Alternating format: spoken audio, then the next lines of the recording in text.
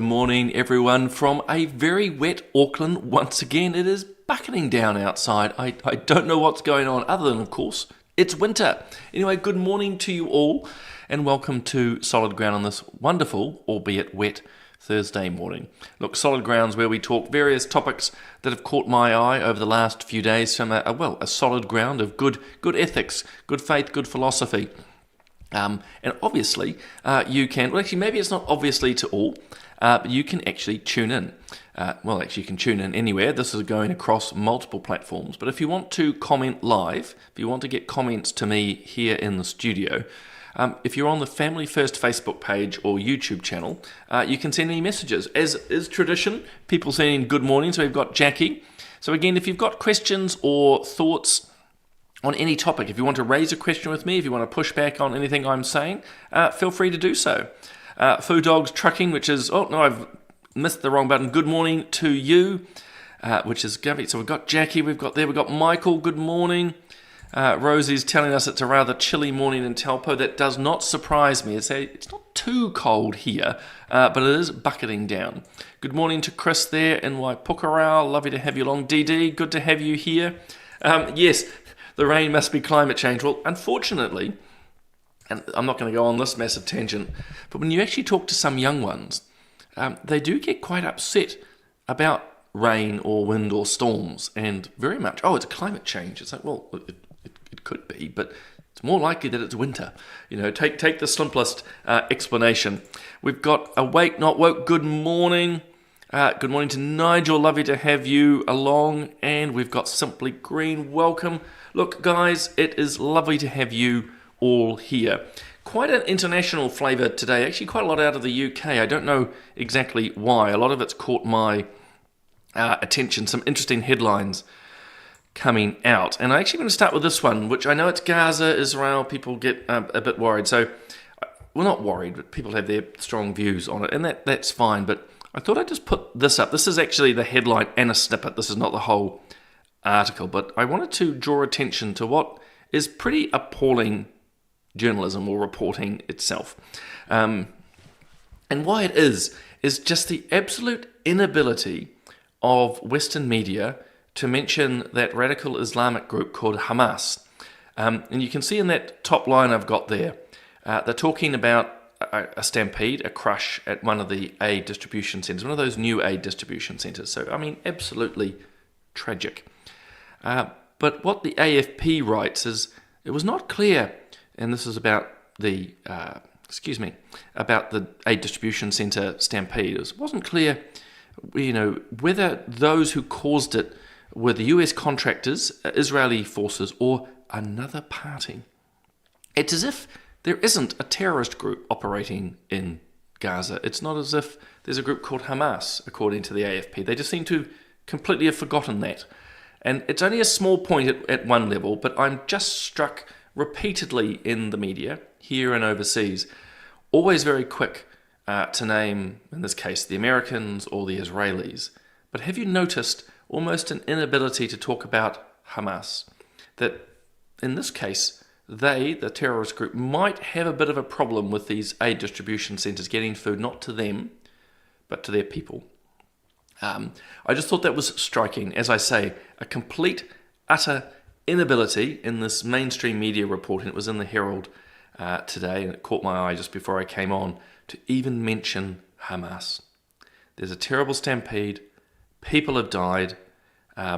There's references that people, agitators, are in the crowd, either with knives or guns. And what is the media saying? It must be either Israel or the Americans or another party. As I say, this Islamic terrorist group barely exists, according to mainstream media. And then the second snippet I took from it is from a paramedic, which again, I suppose part of it's their culture. But talking about hospitals, and again, it's a tragic situation, but talking about the injured and the martyrs, again, it just shows you, well, in my view, a bias to refer to people as martyrs. Those are, in my mind, the terrorists. These are the fighters. A paramedic showing, if you will, their prejudice, their bias, and in some ways indicating why the war carries on. If you continue to see those fighting your opponents are always martyrs, then more martyrs you will seek. And that's one of the problems with what's happening here. Groups like Hamas are religious zealots, and they just won't stop.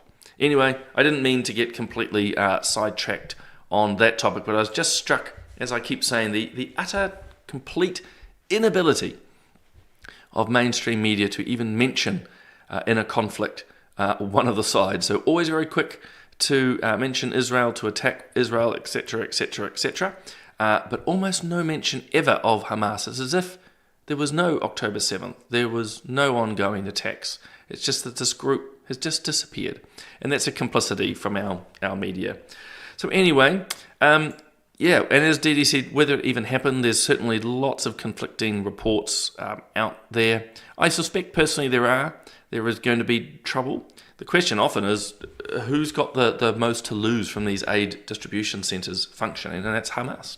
It's as simple as that. And Marie, thank you. Again, we can have various views on the conflict in Gaza, but I just find this type of reporting bordering on appalling. I mean, honestly, how can you not mention one of the key groups and protagonists, as I've just said, the group that has the most to lose? Speaking of lose, I'm turning to the UK now. I saw this the other day, and this is why the UK, I think, is in big trouble. Oh, and Rosie's got an excellent comment, I think. Again, you guys sum these things up much better than me. Don't let the facts get in the way of a good story.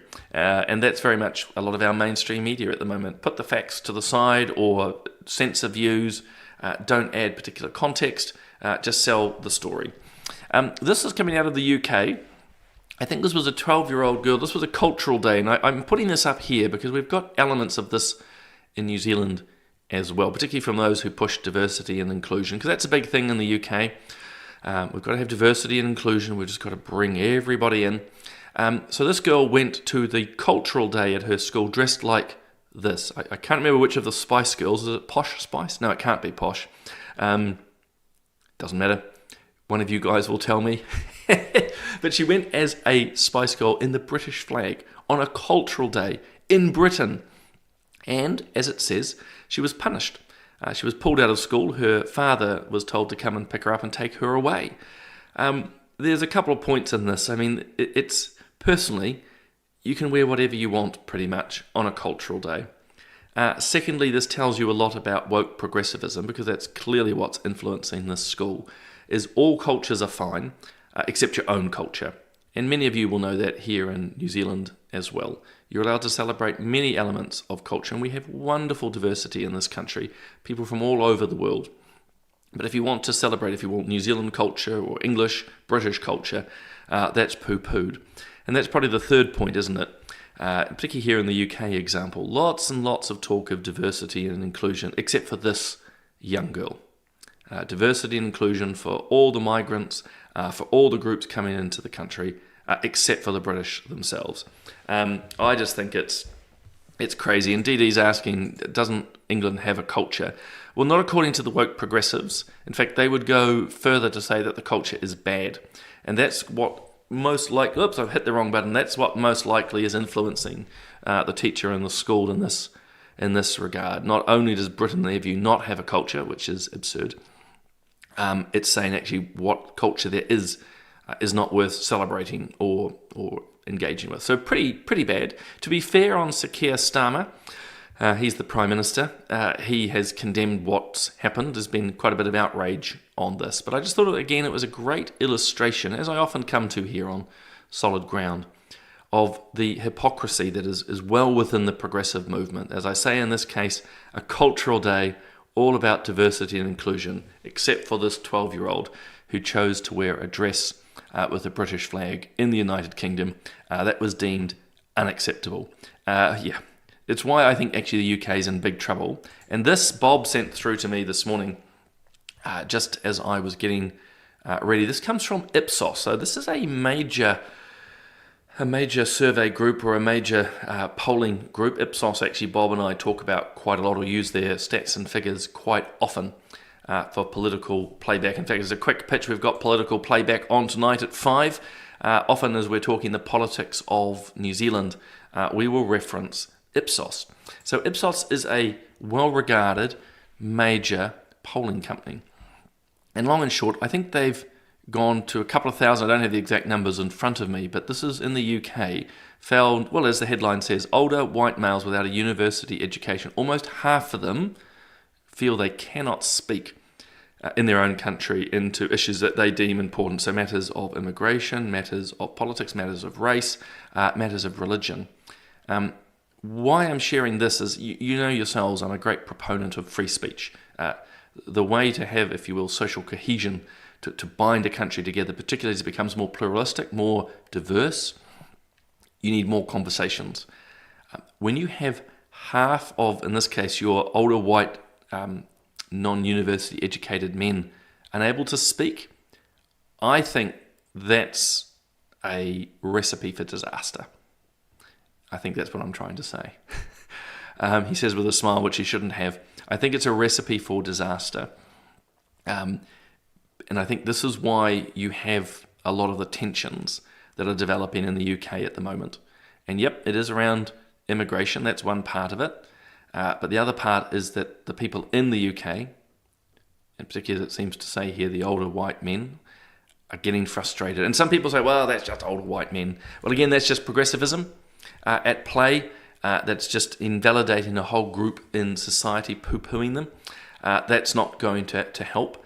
I think, unfortunately, unless the UK can turn this around, and I'm particularly talking about the ability to speak, to engage, to discuss, they're on a very poor trajectory. And I think we're going to see more of the riots, which we saw last year, and more of the violence. And I think it's sad to say, and I mean, maybe I'm a bit of a glass half empty type person on this, but I don't see it particularly well. And when Rachel and I visited earlier this year, we only got a smallest hint of it, but there is a real, I was going to say like an inflection point. There's a real, well, there is actually, it's probably the right term. There is an inflection point coming. There's growing tension in the UK as newer groups come to the country, and existing or older groups are feeling more and more marginalised, particularly in this space. As I said, talking to some of the locals, their inability to speak, or when they do raise questions, they get shut down. And you just think about how the UK is handling the likes of the grooming gangs, for example, where thousands of younger, primarily white girls were raped and sexually abused, primarily by Pakistanis, I'm sad to say. They're not allowed to talk about it. And so this just breeds foment and trouble. So again, I don't know why it's caught my eye. I just worry about this stuff because I think we have elements of it here in New Zealand as well. Am I old or white? Yes, I am. I'm university educated. Just to keep myself out of it. But I think, the more conversation, the better. Now, there was an excellent comment here by someone. There's actually lots of excellent comments. I think it was someone, I've lost it here, that you don't need a degree to speak into issues. And I think that's quite right. You don't. In fact, I'm about to do an interview this morning with an American sociologist called Musa Al-Gharbi, who's written a book whose name now just slips my mind. Long and short, he talks about how the cultural elite, so think academics, think politicians, think the media, think corporate leaders who speak woke, they're all into diversity and inclusion and waving pride flag, all of these very symbolic issues. They say, look, they are right into that virtue signaling, and this is the sociologist, a doctorate in sociology, to say Musa is his first name. He argues in his book, it's all just virtue signaling. They are becoming an elite. They are detached from the very people they're actually wanting to help.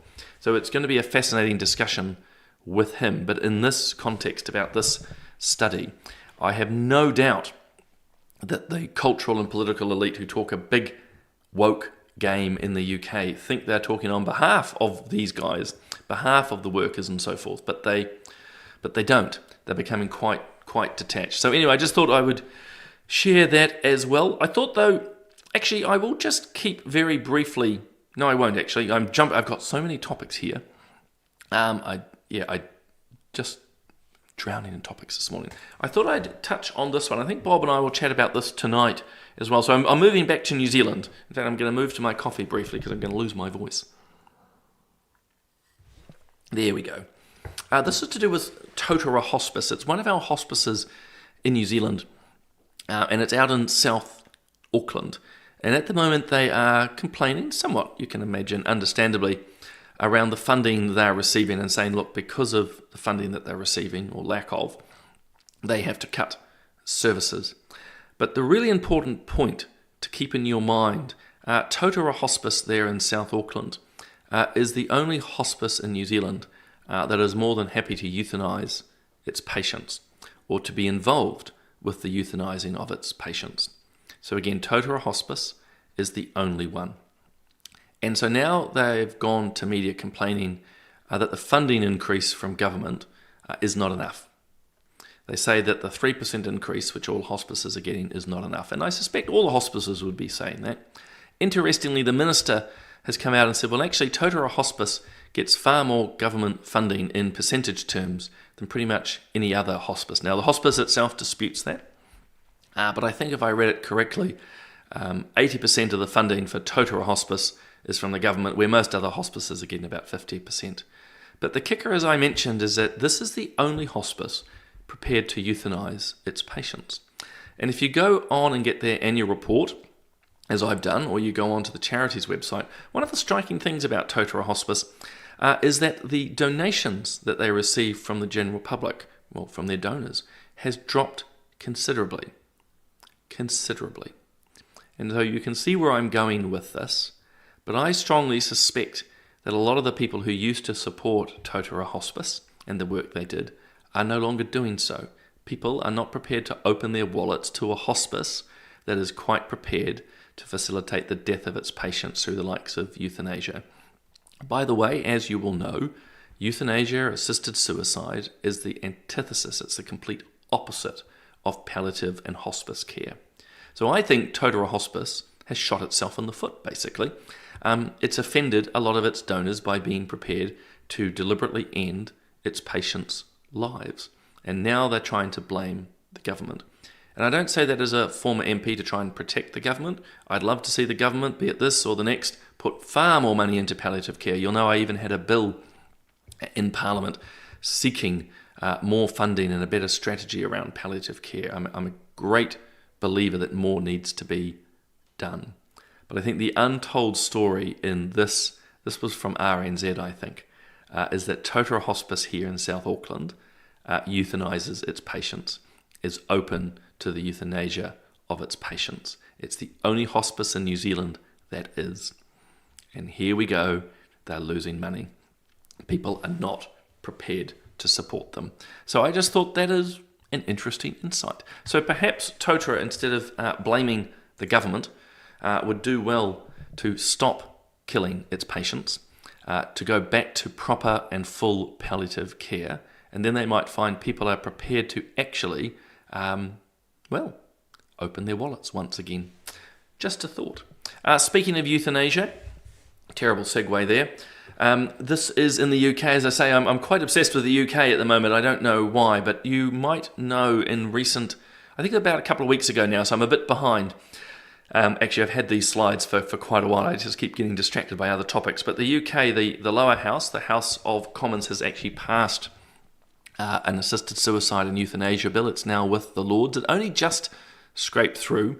It's a pretty bad bill. I mean, you know myself conceptually against euthanasia and assisted suicide, but it's Kim Ledbetter, that's the name of the MP who's pushing it through. Her bill is so full of holes, it's not funny. So many changes. But sadly, it's passed, which is obviously a bit of a problem in my mind. It's passed now to the Lords. Let's just hope, from my view, that people push back against it. I've actually played my little part. I wrote into the Telegraph there, trying to explain, clearly unsuccessfully, story of my life, but clearly unsuccessfully, saying to them, look, be very careful.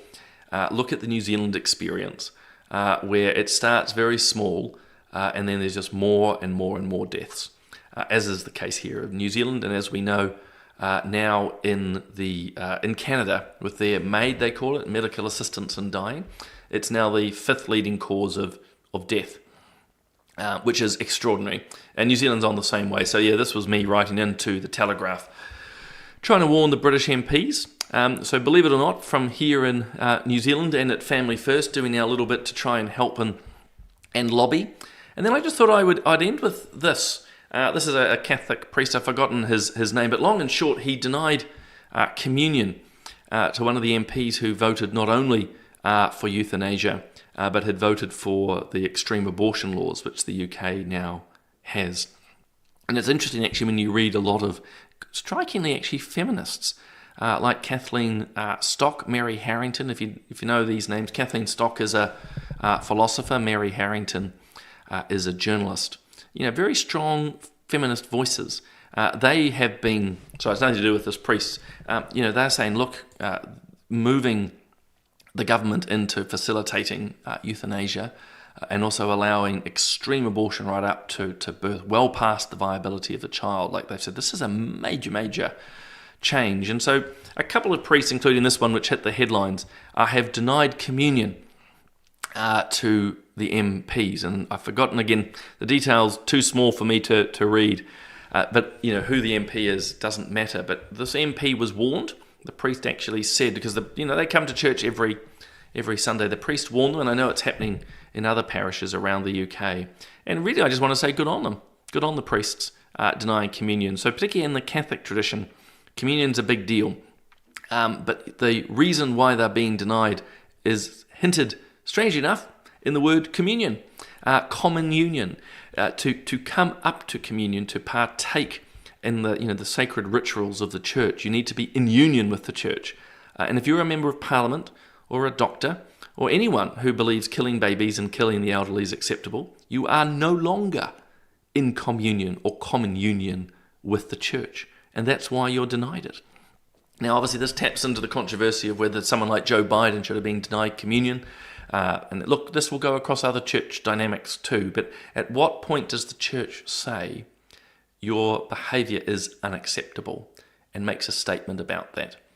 Because as others have pointed out, this priest included, it becomes a bit of a scandal, I think, to the faithful, people who believe, who actually follow the precepts of the church, who actually understand good ethics and philosophy, and say, hey, why is it that someone who is the complete opposite, who's actually promoting sinful behaviour, is still being allowed to celebrate in the same way we are? It's just not acceptable. And so good on this priest doing so. And I thought the last comment I'd make is, of course, the MP here is very upset that they've been embarrassed and denied the sacrament. Well, that's just the height of narcissism, isn't it? Self-indulgent narcissism. The person who wants to come to church, to be lauded for doing so, for being seen, and yet is not prepared to actually accept the teachings of the church. They want the church just to keep affirming them. So again, good on the priest denying that communion. I mean, it's not done lightly. You have to be careful, I would suggest, around these things. But the church in the UK has been very, very clear to the MPs, and this particularly is the Catholic ones. I'm sure it applies to Anglicans and the other traditions. I can only speak into that one because I'm I suppose more connected. But good on them, because they've warned these MPs and said, look, this is the wrong thing to do. If you want to keep in common union, if you want to keep on the good side of the church, that you need to vote against these laws. They were warned, and the MPs involved in this situation continued. So anyway, DD's right. I personally think they should. The church, in general terms, and I'm talking across the traditions, has become quite weak on a lot of topics. They will run out and discuss the secular topics of the day. They've got huge opinions here in New Zealand, of course, on the nature of the treaty, for example, or climate change. Anything that accords with the woke left, they tend to be nodding their heads and talking about it. But there's generally a silence in a lot of the other issues. Now, that doesn't go for all the churches or all the pastors and priests. There are some very strong and brave, but as a general comment, there's a lot of quietness there, which is unfortunate. Guys, I'm going to start wrapping up. Obviously, with Family First these days, you can watch, read, and listen. Obviously, you're watching at the moment. We're getting lots of new articles up on the website. In fact, I'm just going to be publishing a couple today, and you can now listen on the likes of Spotify, which I think is pretty cool. Obviously, as I mentioned, we've got political playback tonight at 5 o'clock. Bob and I chatting through the topics of the week in New Zealand politics. I won't get distracted by the UK. A reminder to the Forum of the Family, look, tickets remain selling fast. So if you want to come, sign up today. It's almost a month away. It'll be lovely to have you. Reminder, of course, we continue to do our podcast. My last one was with Dr. Catherine Pakolik, an amazing discussion around the joys and the benefits of large families. Of course, Bob will be back tomorrow. He took a break yesterday, but he's back on Friday. And speaking of Bob, of course, he's still writing his Substacks. I think this was his last one. I might be a bit behind the times. I'm, of course, continuing to do mine. I haven't written one this week. I've just become very, very busy. And I continue to work on RCR as well. So my voice is, for better or worse, everywhere. But guys, I just hope you have a wonderful rest of the day. I see lots and lots of comments coming through on the screen. I'm sorry I wasn't able to get to all of them. But I hope you have a wonderful rest of the day. And I will look forward to seeing quite a number of you tonight on Political Playback. Otherwise, I will see you next Tuesday on Solid Ground.